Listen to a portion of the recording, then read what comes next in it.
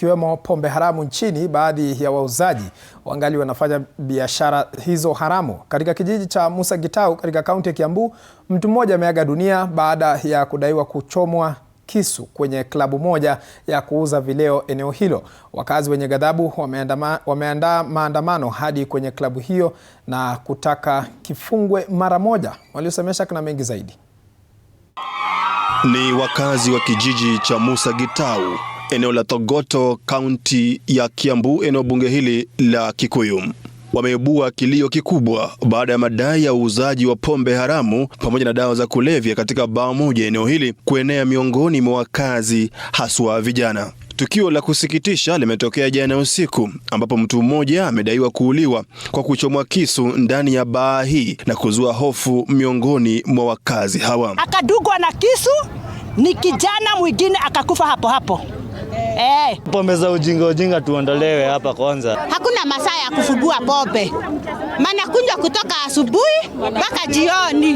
Maana kunywanga. Leo wakazi hawa wameandamana na kuitaka serikali ya kaunti hii ya Kiambu kuchukua hatua kali dhidi ya biashara ambazo zinahatarisha maisha ya jamii. Mimi nilipigiwa simu nikaambiwa kazini yangu amedungwa na kisu na amedungiwa sky sana. Kumpeleka hospitali hata sidani alifika. Akakufia hapo hospitali akitibiwa. Hii klabu tumesema iishe kwa sababu wote wanakujanga hapa, lazima watoe vita. Hata ni vijana wengi sana wamedungiwa hapo na kisu. Vile wakazi hawa wametaka leseni zote za vileo zipigwe msasa, huku wakilalamikia bodi ya pombe ya kaunti kwa madai ya kutoa vibali bila ukaguzi wa kutosha.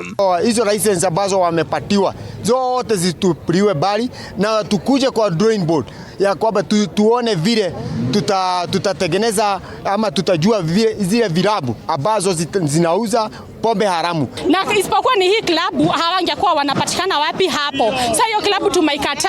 Mwakilishi wadi wa Karai, Samuel Ishembe, amesema amewasilisha mswada wa kuunda upya bodi hiyo ili leseni zifutwe na maombi mapya yafanyike baada ya ukaguzi kamili. Mbali na hayo, wananchi wameitaka mamlaka ya ukaguzi wa ubora wa bidhaa KEBS kuhakikisha pombe zinazouzwa zinakidhi ubora unaolinda afya ya binadamu. Zile pombe ambazo zinauzwa tuhusishe KEBS iweze kuwa inakuja kukagua ile pombe ambayo inauzwa huku kwetu, tusiwe tunauziwa zile pombe haramu.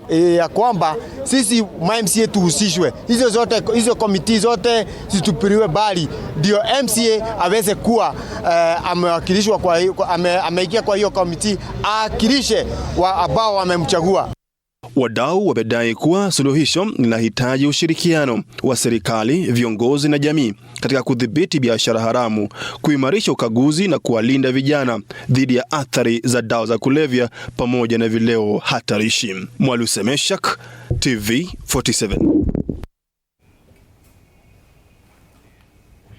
Asante sana Mwaluse Meshak kwa taarifa.